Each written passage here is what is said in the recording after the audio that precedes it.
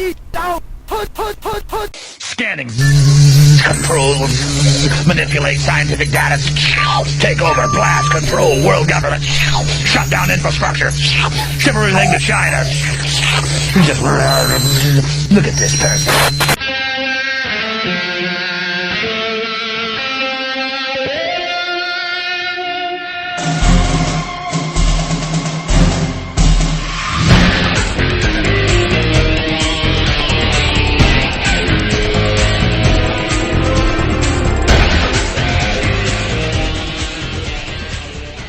And welcome everybody to really the first official XFL Infowars show. I know the last time everybody who has downloaded the last podcast, more or less a preview show, but I got kind of tired of talking to myself. And so fortunately I have a co-host now who is in upstate New York. I'm here in southwestern Japan. And I have with me former sports executive David Cieslinski. And him and I are going to be, hopefully on a weekly basis, depending upon our schedules and time zones and everything, talking XFL football. And we're going to talk about, obviously, the game itself, players. But there's another aspect of the XFL really nobody is talking about, and that is the news about the business. It's the business side of it. And when it comes to the business side of professional sports, I find that to be the most interesting because that seems to be where everything goes wrong. And in sports today, and the players are great. I mean, the players. It's all about the players. But unfortunately, in this day and age, and with the history of all these leagues, starting back even in the 1800s. There's a whole nother part of it, and there's the business side that to me it's always been I found fascinating, and literally books upon books upon books have been written about the business side of sports. And so unlike other XFL shows, this one's going to take a very critical look at the news surrounding the business of the league. And that's why calling it XFL Infowars, and I said previously it's more of a play on another famous Infowars show that back in its infancy kind of made you want to think until, that host kind of went batshit crazy and, then got sued for billions of dollars. We're not going to do that here. We're not going to go crazy on you. But at the same time, we're going to take a look at the headlines and see what's there and basically call whether or not, in our opinion, whether it's bullshit or not, give our honest opinion. And Dave and I both have a background that allows us to take a look, because we both got experience. We both come to this with different life experiences that I think, unlike other podcasters, we can cut through the BS and take a critical look. And, our backgrounds are taking a close look. And with Dave, from his background especially, he's been on the business side of sports for many, many years. And he's got a wealth of experience to draw from to give his perspective. So Dave, my friend, that is a long way to go to say welcome. Thank you. Happy to be here. Appreciate it. So yeah, and when it comes to the sports side, and before we hit the record button here, I mean, you and I both talked about it's all about the players. So yeah, when it comes to sports in general, do you think the players get lost? Do they get lost in the shuffle with profits and everything? Always. I mean, you can see that especially in the major four sports, when it comes to gambling, injuries, everything. I mean, it's I say players are commodities, but they're interchangeable parts, right? And that's what they're viewed by fans. I mean, look how we utilize fantasy football. Yeah. I mean, in NFL teams for the majority, or major league team, whatever sport you follow, whatever your sport of choice is, next player up, next man up, next woman up. If you can't do it, we'll get the next person. So that's how it works. And let me add, when it comes to the XFL, so we're on our third iteration with the league, and we're going to talk about the other two as kind of we move along. But when the XFL started, this version started out, and really, I look at it, I don't know about you, but I look at this version of the XFL as really the fourth version of the league, because the AAF was born out of that first XFL experience. So I kind of, people may disagree with me. You might even disagree, but I've always looked at that. I mean, so many lessons have been learned. But what I find different with the XFL this time is there really is, at least in compared to the past, more of an emphasis on the players, such as, and again, there's a PR aspect of this new league that really, I mean, is right out there in front of you. But that also kind of provides blinders to other things, at least from what I'm seeing. So what do you think? No, I agree. And I think that's the only way that these leagues are gonna, this league or any other league is gonna survive, because of so many choices that football players have. Right. Besides the NFL, the last couple iterations, you didn't have Europe. You didn't have Japan's had football for a long time, but it wasn't the choice that it's been in the last decade. I mean, with the ELF and just the sheer nature of choices. If you're not going to pay the best, you need to treat the best. Right. And you need to give that player the choice of, do I go to Frankfurt? Do I go to this place or that place? Or do I stay in Seattle? Might make little less money, but I'm not going to be traveling. I'm going to be relatively home, and go from there. I mean, that's really, I mean, I think it's a smart choice. And I think they had to. I mean, in today's age, you need to.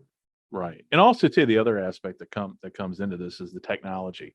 There's so many ways. I mean, what we're doing right now was science fiction 20 years ago.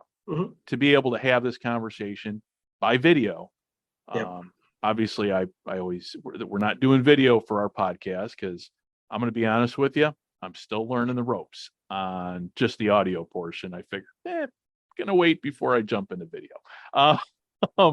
But you've got the technological aspect of exposure. Everybody can see what everybody else is doing when it comes to, I mean, for instance, I mean, and you're not that far from the Canadian border, but when a guy went to Canada, I mean, unless you lived in a border city in the United States, be it Detroit, and I think Detroit's really probably the best example of that, and had a CBC feed, you didn't know what happened. Say, let's use, for instance, Doug Flutie. It's just like he went away and then he came back. But nowadays, you're able to keep up with anybody who's playing football throughout their career via YouTube, via social media, and so forth. Yeah, and I was extremely lucky growing up in Buffalo, New York. Oh, Buffalo. Yeah, that was the other town I was talking about. Sorry. I was like, I knew I was missing a city. We had part of the cable agreement was we got all the main Canadian stations. So every week I basically got every single CFL game in my living room, because we had CBC, CFTO when they existed. Basically every game. Like, so I'd watch Hockey Night in Canada growing up. I'd watch the CFL games on Sundays or Thursday, whatever night they came on, because it was always there. I mean, so basically you're partially Canadian. If you live in the market, you get the TV, you're like, yeah, I know all these guys are. And where you live, and you had Tim Hortons where you live. Yes, we had, I think it's up to 65 Tim Hortons now in Buffalo. So really, but yeah, it's insane. Sorry. But I go in little tangents here and there about, as we're talking here. So my apologies. No problem. But I mean, where myself growing up when I was in high school was the late 80s, early 90s. So that great Argos team, I mean, right after they were purchased, like it was like with McNall and all that was, it was going through right through my high school years when that was just blowing up, and it was everywhere. I mean, hockey was huge in Buffalo, so you knew who Wayne Gretzky was. So you knew who the Argonauts were. And everyone knew who Rocket Ishmael was. I know we're going. I'm going on a tangent. No, that's now, okay, man. We got just, we have unlimited tape here, so we're good. It's just how, I mean, it's just, we saw it. I got to see all of it. It was always available. Yeah. Well, and then here we are. And the Bills were awful at that time, so it helped that in the early mid 80s they were not good. So it was good to see a winning team. Yeah, no, I envy you, man. Just being able to. I don't envy the snow, obviously, but other than that, it's growing up in the Chicago area, man, we were 4 to 5 hours away from any type of CBC coverage. So man, you're lucky. So I grew up 20 minutes from the Peace Bridge across Canada. Okay, that's how close that was. Well, when you came on, wearing your Expos hat, I'm like, oh, I gotta grab my Expos hat too. It was either that or my Blue Jays hat. So, when it comes to, talking about the game and the ability to see what people are doing now. Okay, so going back to the XFL. The XFL, I'm able to see it here in Japan via a VPN and ESPN Plus. How's it playing on network TV there? I don't know what your TV setup is. Are you watching it on ESPN Plus or just through the network? I'm watching ESPN Plus. Okay. So the XFL came out of the gate. I'm going to lean on you for the really kind of the first week at how everything looked, because I was actually on vacation. Mm-hmm. So I wasn't able to, I read everything. I kept up with the scores. The XFL app, it's not bad. It's better than the CFL app, which basically is no app at all, and the USFL app, which is no app at all. So I kept up on the scores and everything while I was over here. So how did the games look the first week to you? How was gameplay, presentation? Yeah, I thought it went well. I mean, the teams look. I mean, it's when you have limited training camp, when you're new collection of players. At times, it looked a little sloppy, but you saw where the quarterbacks were getting cohesiveness with the receivers, the offensive line play. You could see that they've been some real good work to get to where they're at. And there's obviously more, but I thought presentation wise, the game on the field was entertaining. I mean, just like the NFL, I mean, just like no different than the NFL. Some games are be good, some games are duds, some are entertaining, but I thought overall, the product they put on the field was, I think the expected outcome. They didn't. That's what I guess I assumed it would be, but I envisioned it would be. I didn't see a lot of. I didn't go into this thinking it's going to be the gimmickry of like the gimmicks that Vince did from the first time around, but. Was it more like the second time around? Did it come across? It looked like it came across like they wanted to play football. Okay. And this is our brand, like the XFL brand of football. Okay. Because that second brand, I mean, the second version, I mean, the quality on those telecasts, I mean, it was serious football. I mean, there was obviously, there's a lot of self-promotion that goes along with the league in the form of one person. Did you get, was there a lot of that in that first week of just seeing Dwayne Johnson like everywhere? You know what? It was, if it was an every week thing, then I think it'd be a bigger issue, but he did put a lot of time in it, put a lot of effort. It's at the end of the day, still, I'm assuming probably a lot of his money involved too. And he played the part of who The Rock is. Like he's Dwayne Johnson and he's The Rock. So at the end of the day, I think there've been more questions like, where was The Rock? Like if he didn't do what people expected him to do, and that's a good point. I think people have said, hey, where's Dwayne?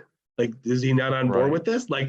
So I mean, I don't know if you saw, there was they did like this 54. It's like this show that they're running. I saw it on ESPN Plus, and I guess say it was really nice to see.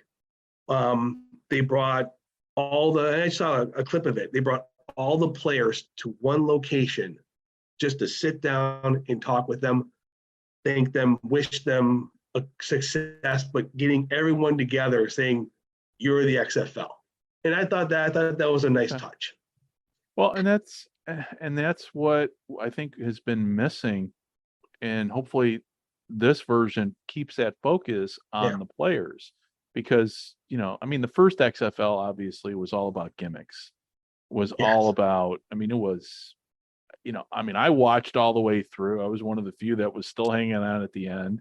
The second XFL, I mean, it was only 5 weeks, and those 5 weeks went by like, dude, where'd it go? Where'd it go? Oh, that's right. Because I spent during those 5 weeks, when the XFL came on, I think I spent 4 of them in Navy uniform.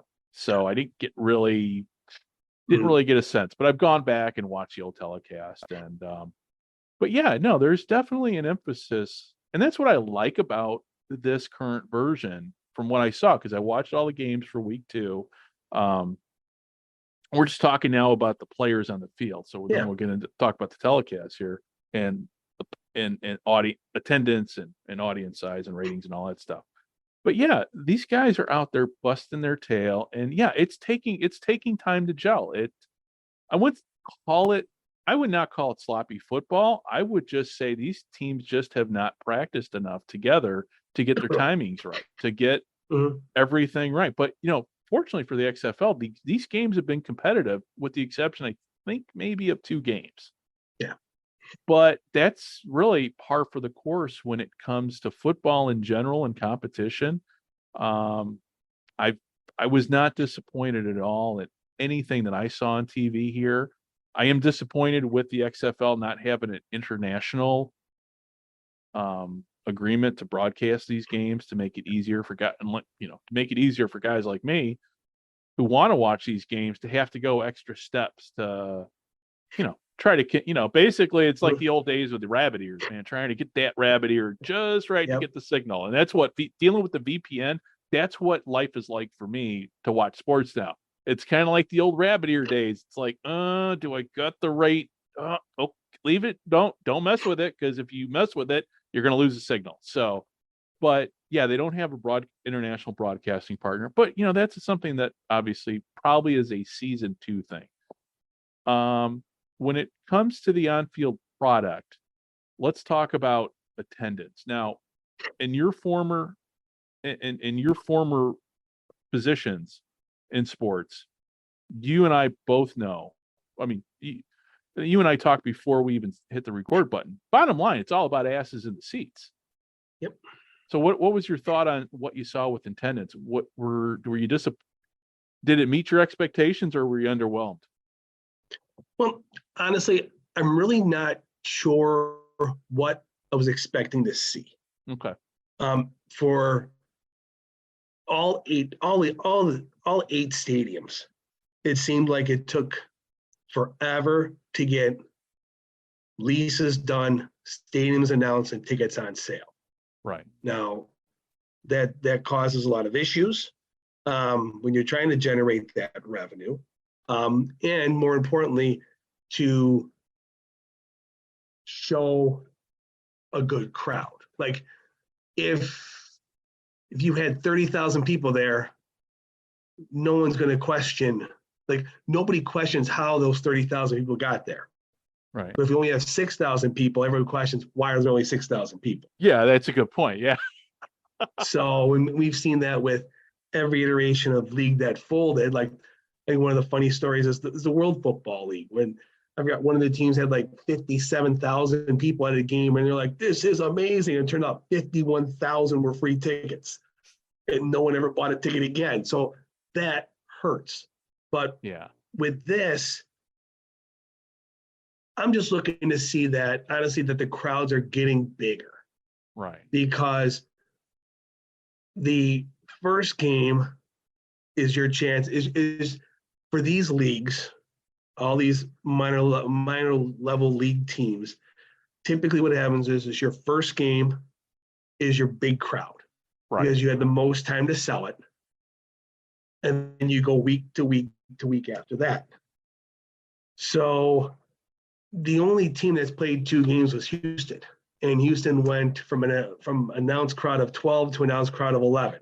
Now they had 1 week to sell that second game because not many people are going out there. I'm going to go to the second game of the year, Right. and not go to the first one. So I would be curious, and we'll never know. Just the curiosity to me is like, what is their season ticket number? And that's such a vague thing that I just said, because there's paid season tickets. Mhm. There's season tickets that are included in sponsorship packages. Okay. There are season tickets that are included with trade packages. So, Okay. so there's variations of what that season ticket number is. And when we go through the different games, we can talk about that, because my curiosity with one team and their ticket sales is I'm actually watching them weekly because I'm curious on what's going on with them. But that's Right. not. Well, and we don't discussion have for a big this. enough data set yet. That's the other part of No, it too. no, we So don't. 2 We weeks, don't. you can't. I mean, it's Trent. Oh, Obviously, we know just from what I reposted on Twitter, and I can't remember if you posted or not. But they're showing the ticket like, okay, yeah, it is trending down, but it's only second week. yeah. You just don't have enough numbers in there to really. Now, obviously, doesn't look good, but that doesn't mean it's a failure. That doesn't mean it's going to go down. And unless a disaster happens somewhere this week, they'll have their best attendance of the 3 weeks. Oh yeah, because St. Louis is having their first game. So is St. Louis playing at home this weekend? I thought they are. I thought week 3 is when they're home. That's what I thought it was. That's what I was thinking. They did the first 2 on the road. I could be wrong, but I thought it was week 3. Okay, let me take a look here. Thanks. So I don't like doing on the fly during a podcast, but yeah, Sorry. this one we got to take. No, that's okay. That's okay. This is like I say, we were talking about the games, and just curious, like once we start getting to everyone's third and fourth home game is really going to be the interesting factor, and see where trends are, because now you're into it, and football has never been like my background. Football has never been a group sales event. Okay, gotcha. Yeah, no, St. Louis, they're on the road this week against DC. Okay. So let's see here. So it's Houston. Yeah, no, this week, third week here, we've got Saturday's game. Vegas is at home, DC's at home, Arlington's at home, and Houston's at home. Okay. So yeah, goes to what you. But even with that third week's going to start giving us some ideas. Yes. However, we don't know. It's still an incomplete data. I mean, last XFL season, which I don't know about you, but I still kind of consider this league a continuation of the old one, because more or less you've got the same teams. Yeah. You know, yes. I don't know why people say 2 point. I mean, really, it's the same league, because you got pretty much the same, just a little bit of a rebrand and everything. Yeah. But yeah, then you can start. By the time I think you get to week 5, and maybe if you disagree with me, then you can start making the comparisons. Oh yeah, no, yeah, I agree. Once everybody gets that third, fourth home game under their belt, then you'll see who is trending where, and to see which team. And granted, winning has its place in that too. Yeah. But it'll be interesting to see where we are at the end of the year from the beginning of the year. Yeah. So. Yeah. Sorry, my wife just poked her head in here, just checking in. No problem. Yeah, it's I lost my train of thought here for a second. Yeah, so we're at week 3. So yeah, once the numbers come in from week 3, then we can, especially like with Houston. Houston's kind of, I think, the bellwether on this one, and Arlington, because to me these are almost like the flagship franchises of the XFL, other than St. Louis. I mean, St. Louis probably is the flagship franchise. Well, no, you know what? I misspoke.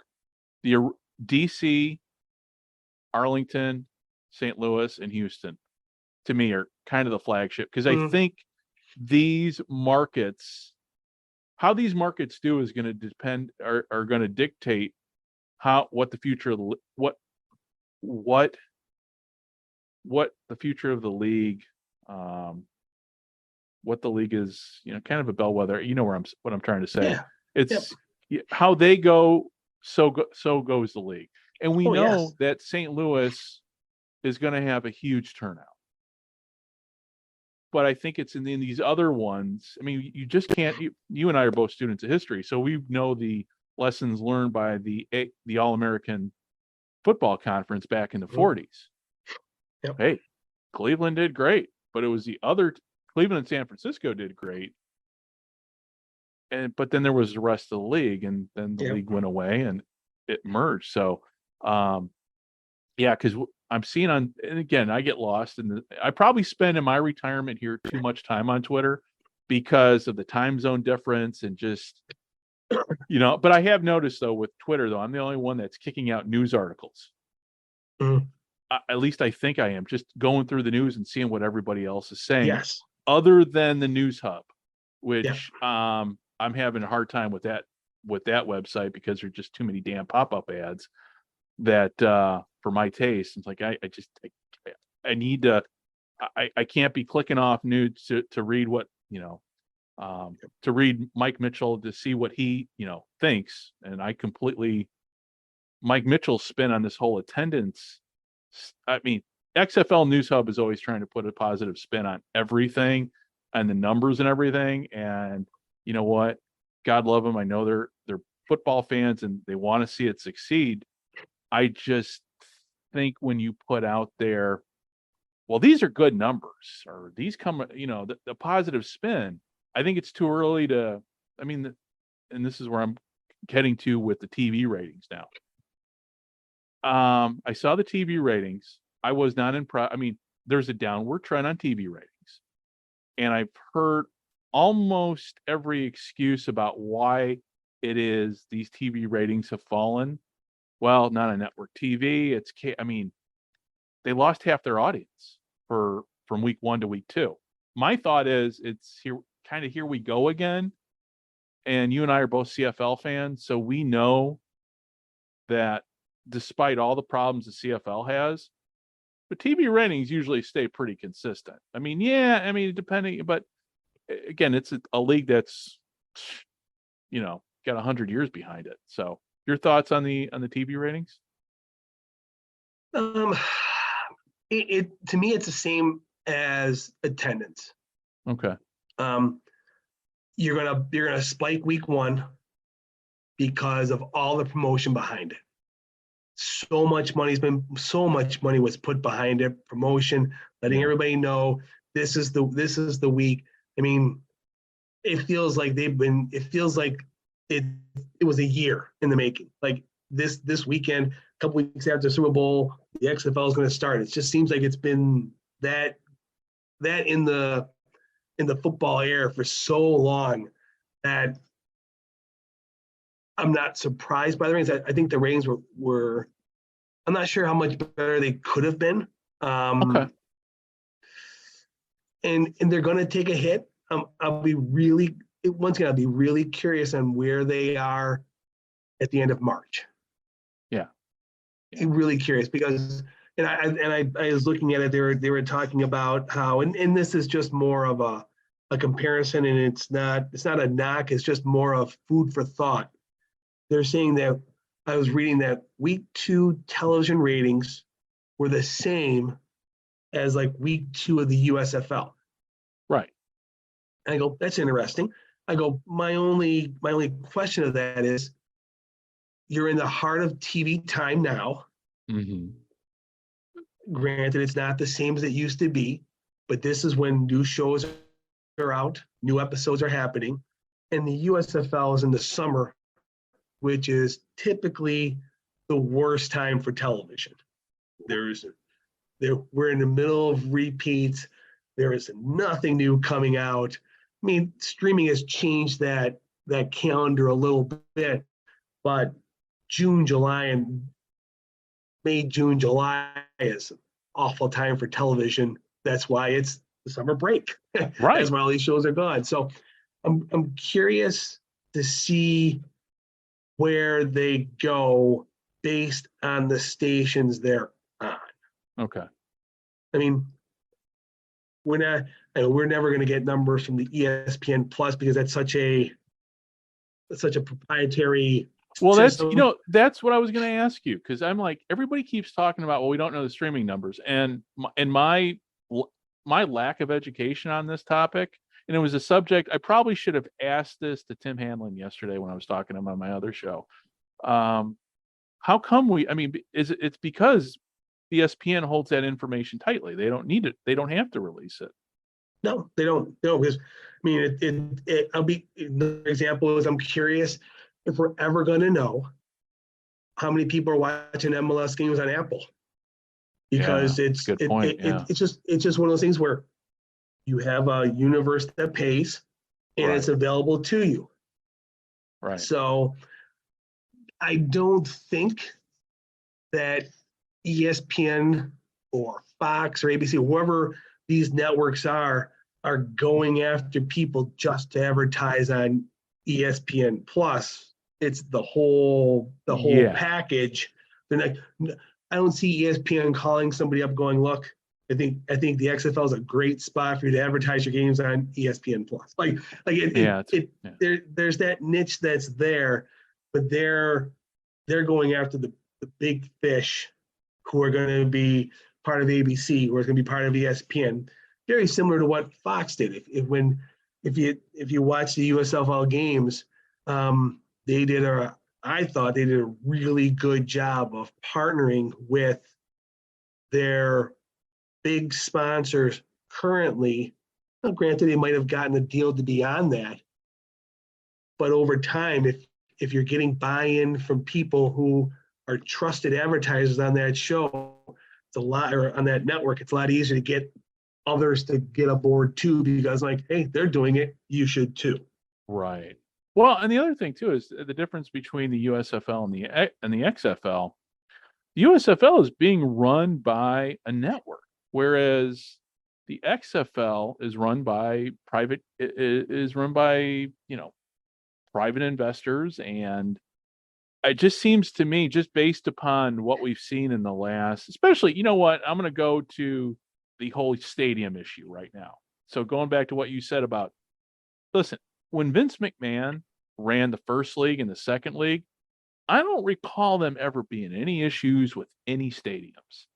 Now, the biggest issue, obviously, was it was too cold in Chicago and too cold in New York for a spring league to start. But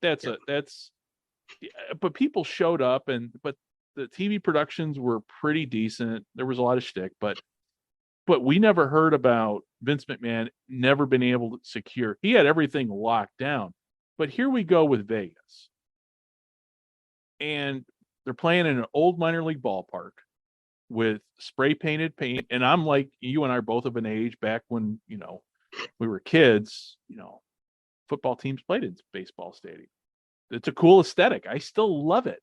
But in the 21st century, when you've got a team in you would think would be a good market in Vegas, and they're playing in a minor league park with paint on it, just wasn't a good look.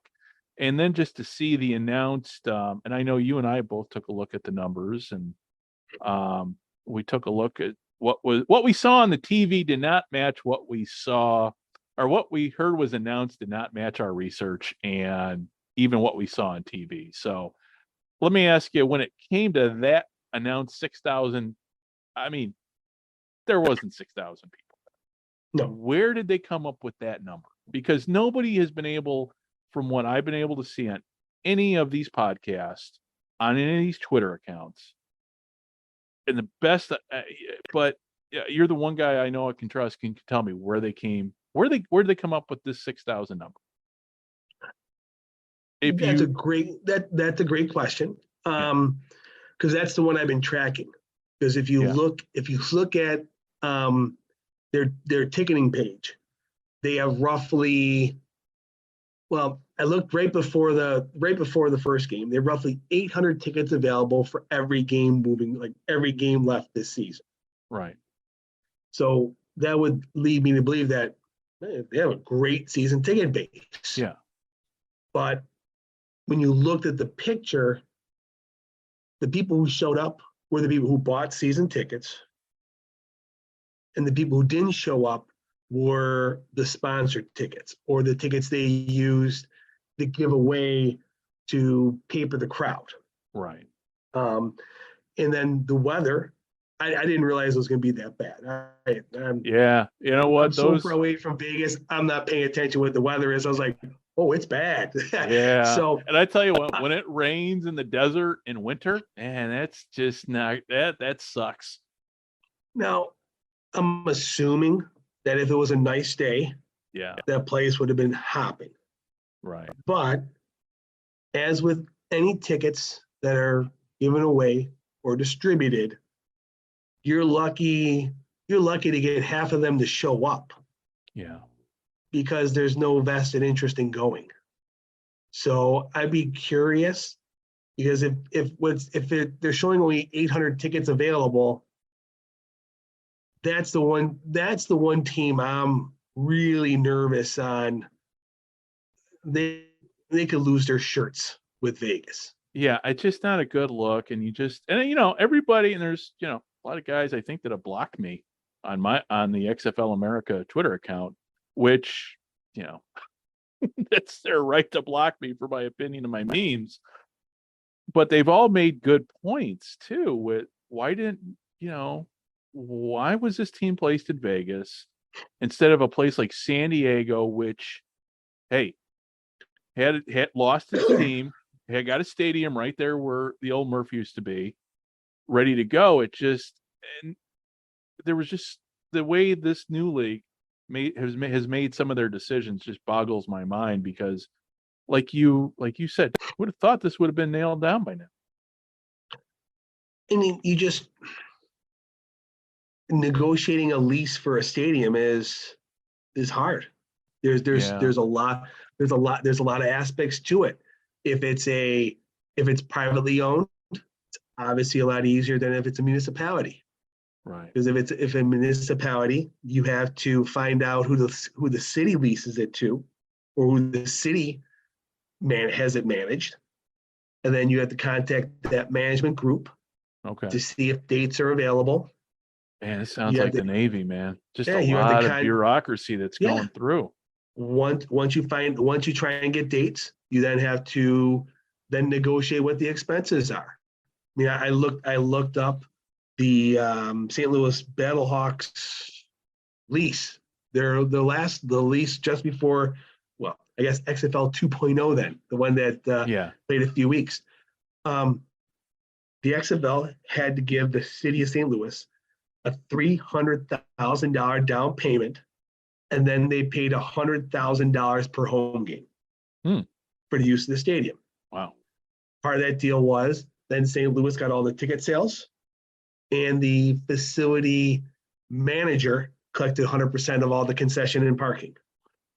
So how much were they left with then at the end? Like $5? So, I mean, but that's standard. Wow. Okay. I did not know that. I did not know that. That is a standard practice. That's why you see a lot of these teams who own their own hockey rinks, their own stadiums, or things like that. Because if you're going in a rental situation, you get your ticketing, and then you get no ancillary revenue. That goes to whoever the primary tenant is, or whoever operates that facility. Oh, geez. So if that's for one stadium, then you figure it's got to be the same for all, relatively same arrangement for all.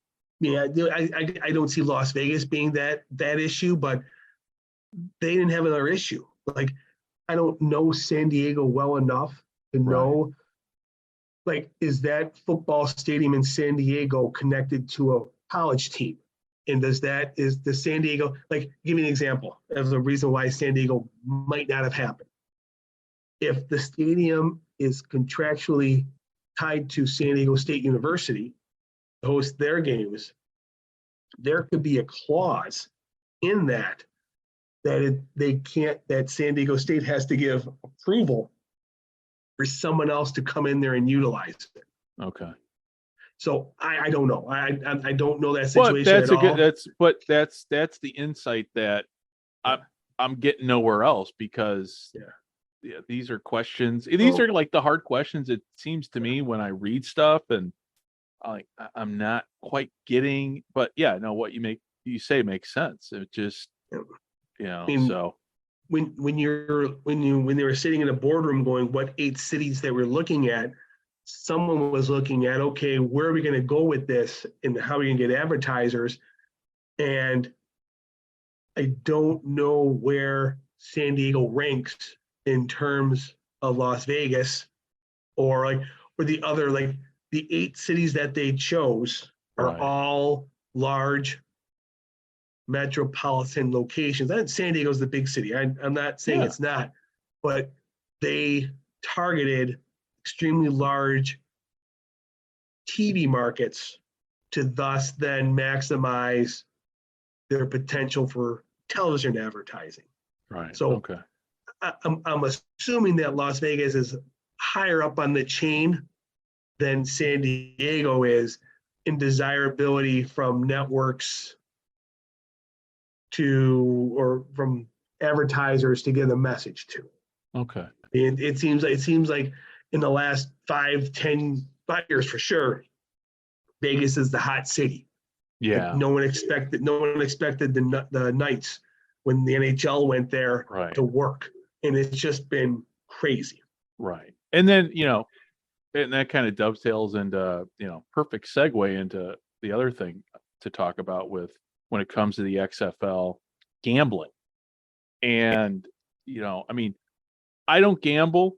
I have a little bit of money in stock in DraftKings, which has not done well. I think I got like 2 shares that I think I've lost my shirt on. When it comes to gambling. But the gambling aspect with the XFL or with these leagues in general, and and just not only with the XFL, but we can even talk a little about the CFL, because I don't know enough to be able to sit here when people tell me that gambling is going to be, we know what gambling means to the NFL, but these other leagues,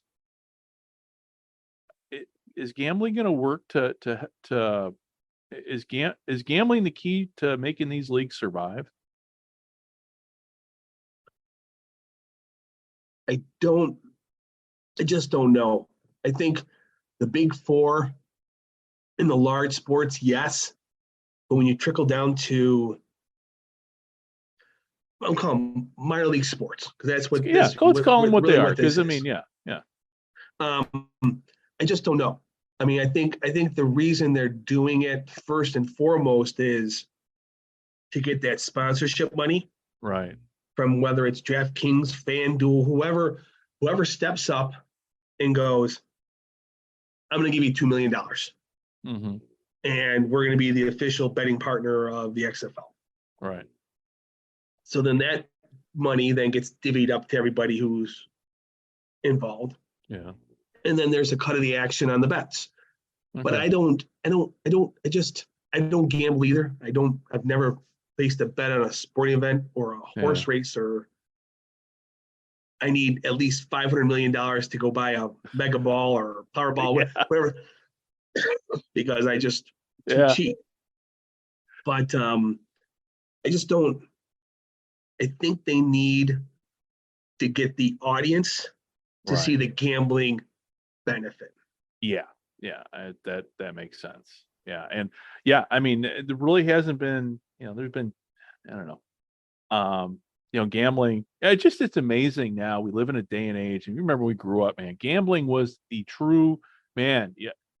You think about what happened with Paul Hornung back in the day, and I mean, again, but we're older. I mean, we know our history, our football history, but here we are now, where gambling is just thrown right out in our face every time we turn a game on. And I mean, I like the JB Smoove commercials with Caesars. Yeah. Those are the best. I mean, there is a benefit because I am entertained by some of these commercials, but it's just amazing to see where we are at now with gambling and fantasy football too. Now XFL fantasy, I don't even know if there is, and no, they but then again, you only have 8 teams to choose from, so it's hard to have. And if you remember last, it's like in our CFL fantasy league that you and I are in. I'm like, dude, I only got, but the way Dave has set up everything with that, it works. But and that's another thing too. We got that coming up too pretty soon, our fantasy draft. But when it comes to fantasy football with these other leagues, maybe that's going to be who knows? I mean, it's just we're in the beginning phases with the XFL, and I see a lot of positives. For as much as a critic that I am on social media, and I am a dick when it comes to being a critic, and maybe that's just me, the Navy officer in me, actually the salty Navy officer Mustang in me, because I was former enlisted, and I've when you're former enlisted and then you become an officer, you see through so much bullshit that's put out by the higher ups going, yeah, no, that's not out. So that's kind of where I am with sports and everything going, okay, you and I have lived through, I'm too young to remember the World Football League, but I've read my history books. I'm friends with Mark Speck. I'm friends with Upton Bell, so I have in reading their books and talking with Upton. Upton's a great guy the stories that he's told off microphone are amazing. Wow. But the USFL, we both lived through that. We've seen, and World League of American Football, we haven't even talked about that. And then XF, and then there's the Arena League too. In my opinion, I think we're at a point now where all the lessons have been learned from the past failures. Do you see it working this time? Because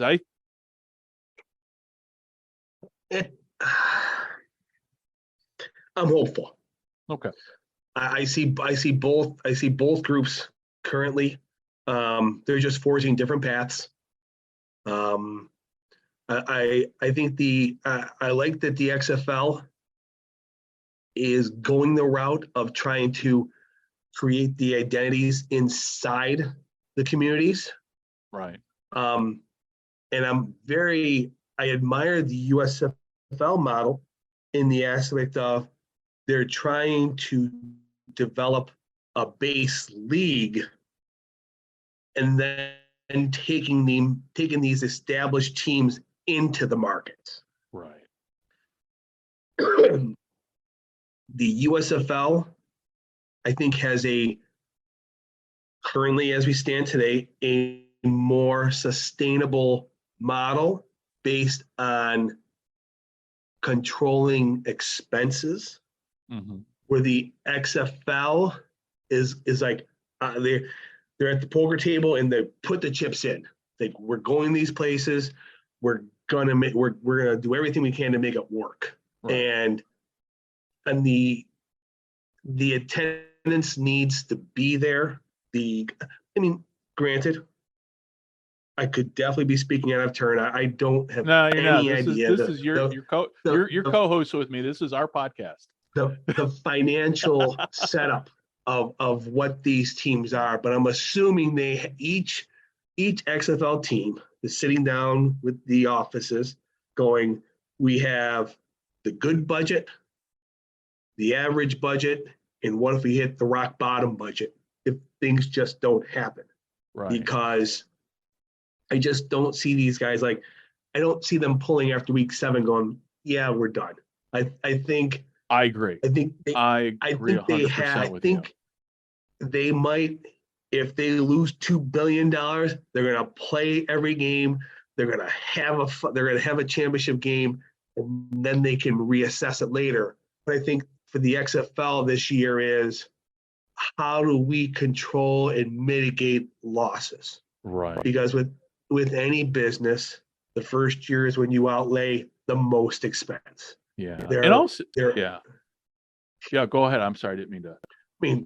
From outfitting all these teams. Like they're literally replicating the USFL model in 8 cities. Yeah. So, I mean,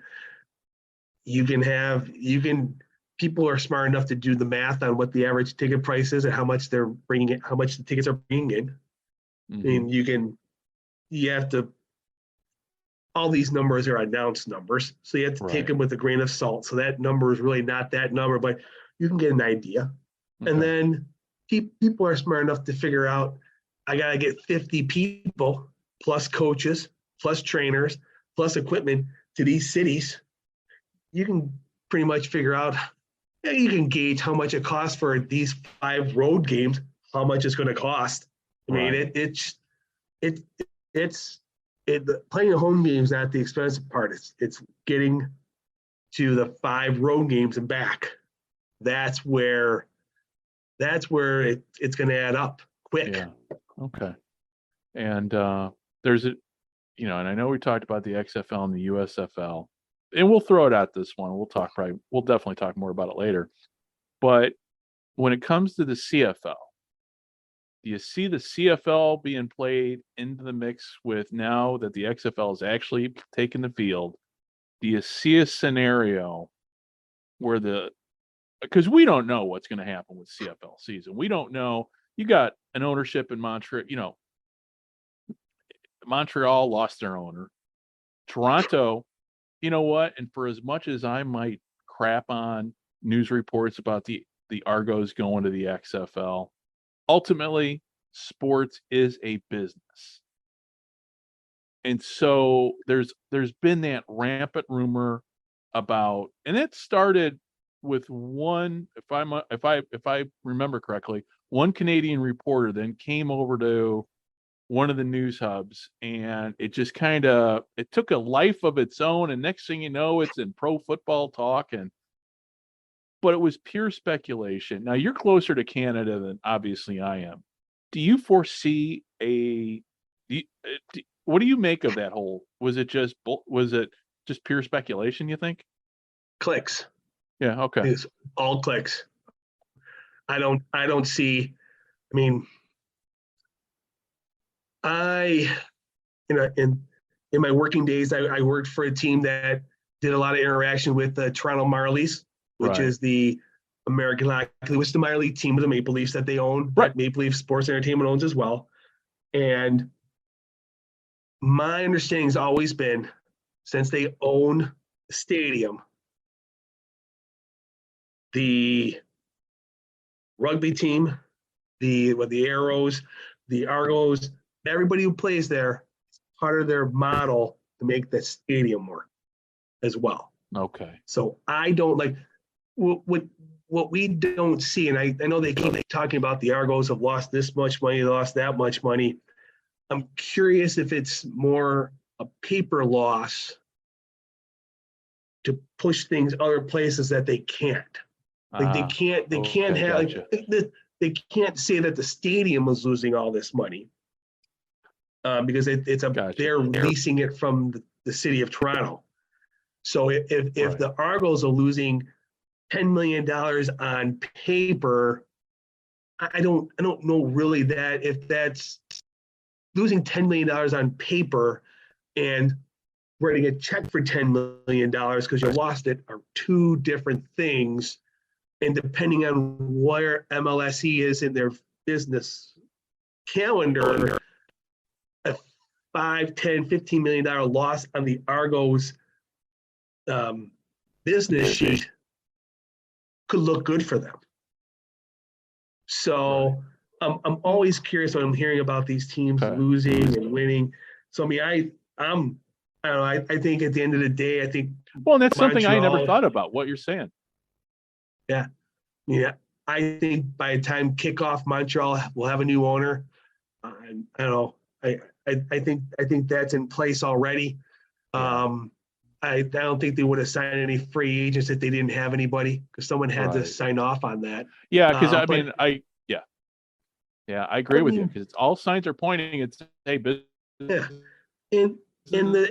and just like all these sports leagues, I know the commissioner of the CFL takes a beating, but he's only as good as the owners let him.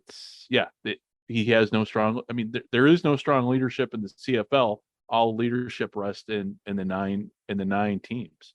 And those 9 owners are extremely wealthy people. So if they want, they will give the commissioner as much as they want. So I mean, I joke around. I mean, Roger Goodell is the best commissioner there is. They pay him a king's ransom, but he falls on every sword. Right. He is like, yep, I'm that guy who'll do it. And it's just people forget about that. He is basically the spokesperson for the owners. That's who he's paid by. Like, he's called the commissioner, but basically his job is to make sure that the 32 owners are making a lot of money. Because if they aren't, he won't be there. Right. Well, it's just it. Yeah. And when it comes to the CFL, I mean, you and I are both CFL fans, so we beat our heads when we're talking the CFL. But the talk of but going back to what the whole to me, it's just pure speculation, and to me, it's like I'm reading it and now talking with you. It's like, okay, now not only is it pure speculation, but people that are now that spun it as to almost it was going to happen aren't looking at the other things like you just mentioned. How do the Argos fit into the bigger scheme of things with MLSE? And also too, there's also the issues of the television contracts, which obviously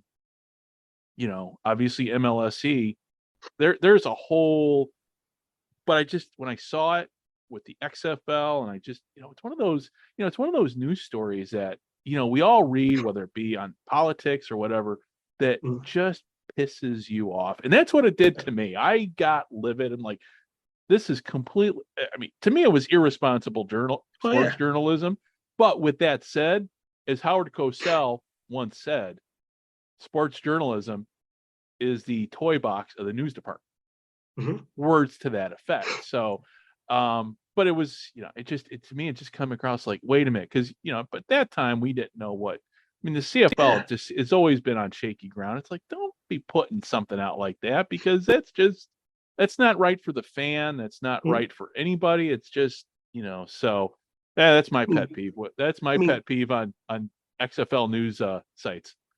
I mean, in MLSE could purchase all 9 teams if they wanted to and run the CFL themselves. Right. Like they are like, I don't think people truly realize the scope and magnitude of their financial value. Like it is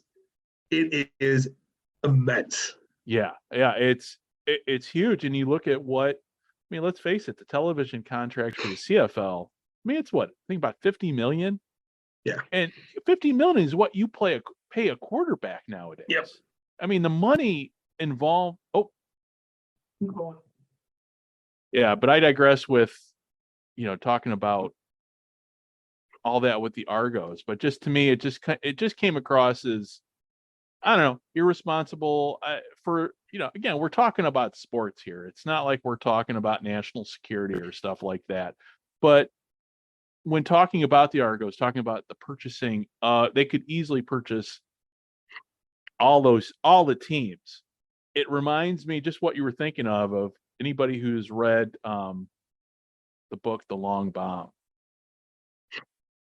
If you've read it, I've read it, but Vince McMahon wanted to, he wanted to purchase the Argos originally, and then was like, well, how about the whole league? So that obviously never, but yeah, there's so much money thrown around that with sports and everything, it just, to me, the sports fan, the CFL fan, it's really, I guess I'm very sensitive when it comes to my CFL.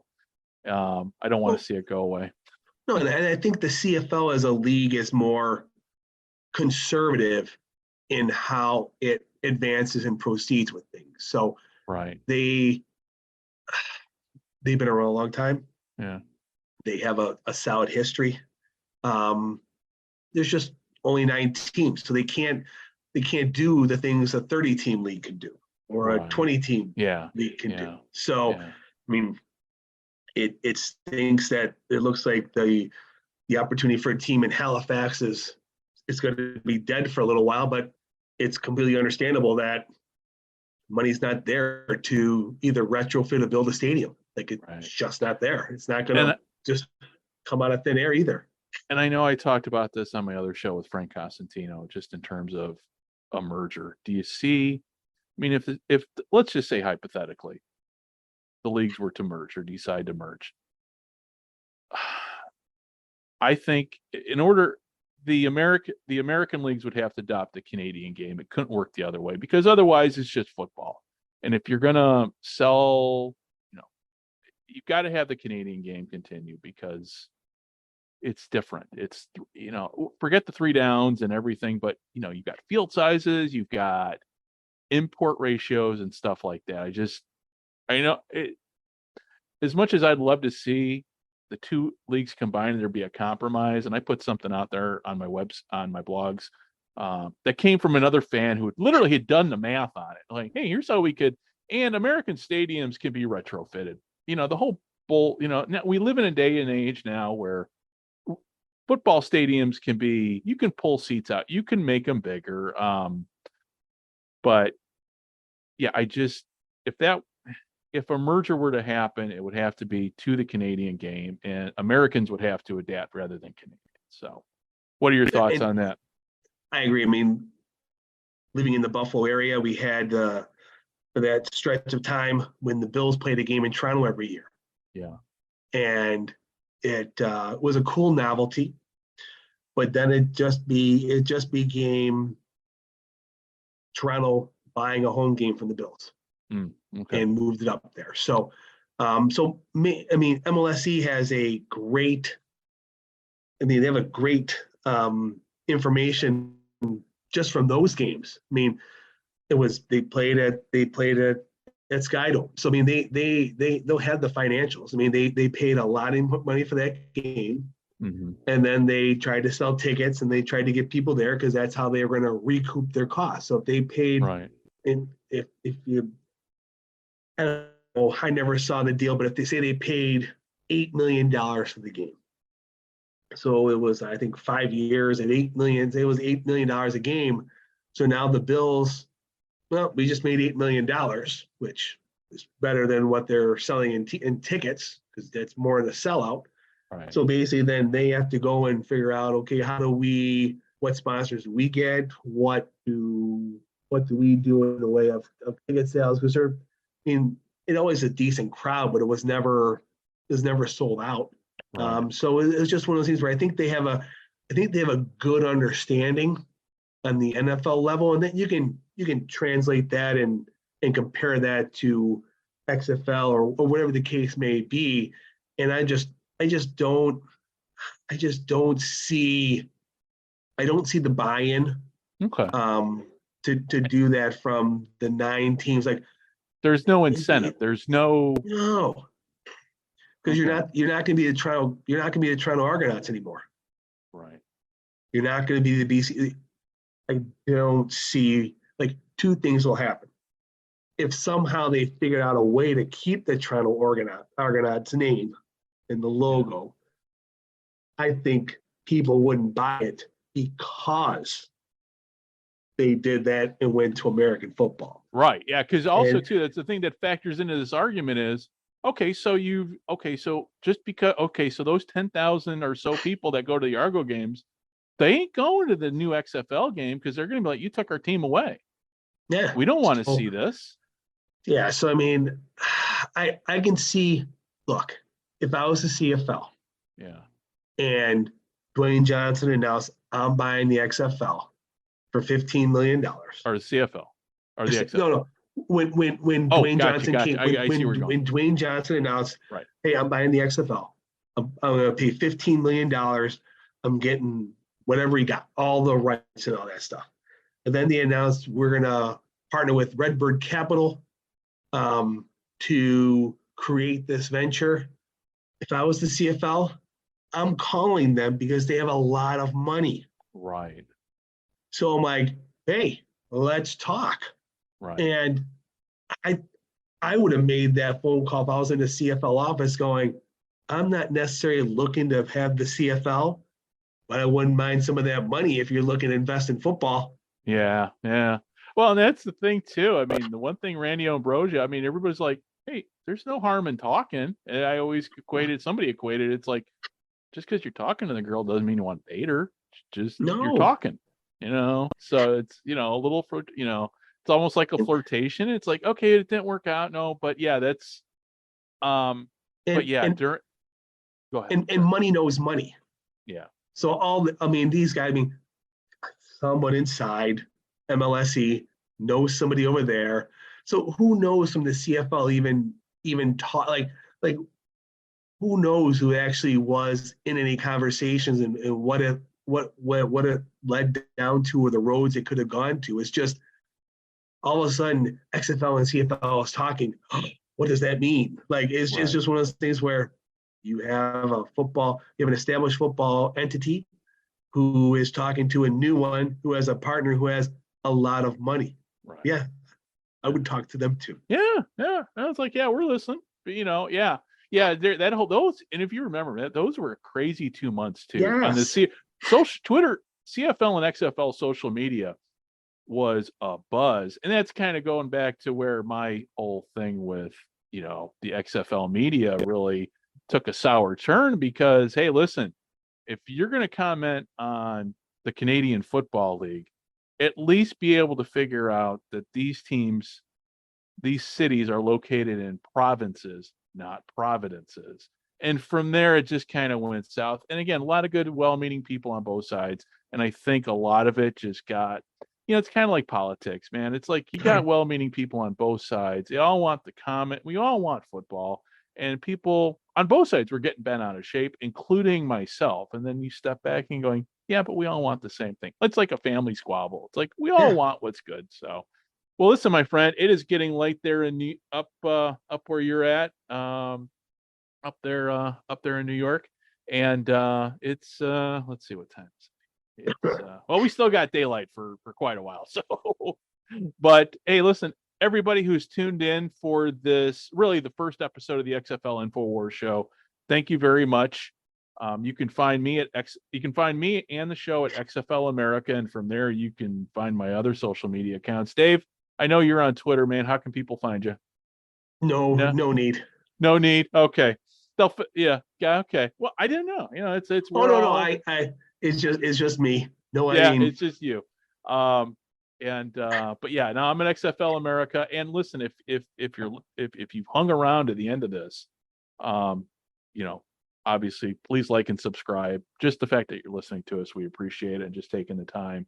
And if you like memes, hey, click, follow me on Twitter. My XFL memes get taken out of context. Everybody thinks, oh, you want the league to fail. No, I just want to enjoy. I do enjoy riling up fan bases, and the XFL fan base is very passionate, very caring about. But just keep in mind that these are just memes, and I'm getting a rise out of. I like getting a rise. Listen, I root for the Arizona Cardinals, and you should see my Arizona Cardinal memes. I am very critical of my favorite team. And same way with the Cubs and so on and so forth. Heck, even I'm a Navy veteran, 25-year Navy veteran. I pound on the Navy with all my leadership memes. So it's all meant in good fun. I don't want to see the league fail. Dave doesn't want to see. None of us. We all want, because really it goes back to what we said originally when we started this. This is all about the players. And in the next episode, we'll be talking more about the players and what we saw with week 3. And because now we've got stars emerging that are coming out. Hopefully PJ Rourke doesn't get benched this time. So, that's a whole nother story. That's a whole nother discussion. So everybody, thank you very much for tuning in, and we'll be talking to you soon. Bye-bye. Ready, down, put. Okay, we all know how much Cleveland loves Tecmo Bowl, so let's start playing. I'm the Raiders, I'm Bo Jackson, and hopefully he'll show up. That's no fair. Bo Jackson's too fast. Guys, do we want Cleveland back or don't? Oh, here we go. Bye-bye. See, Peter, he's too fast. You gotta tackle me. It's B. You gotta press B. I'm pressing B. He's too fast. Going over here. Going over here now. Never get tired. Change your guy, Quagmire. Change your guy. I'm trying. Peter's cheating. You're cheating, Peter. I'm not cheating. I'm following the rules. I'm just really good. You're not really good. You just got Bo Jackson. Bo Jackson also played professional baseball. Shut up, Joe. Everybody knows that. Kansas City, Royals. Can't stop. Won't stop.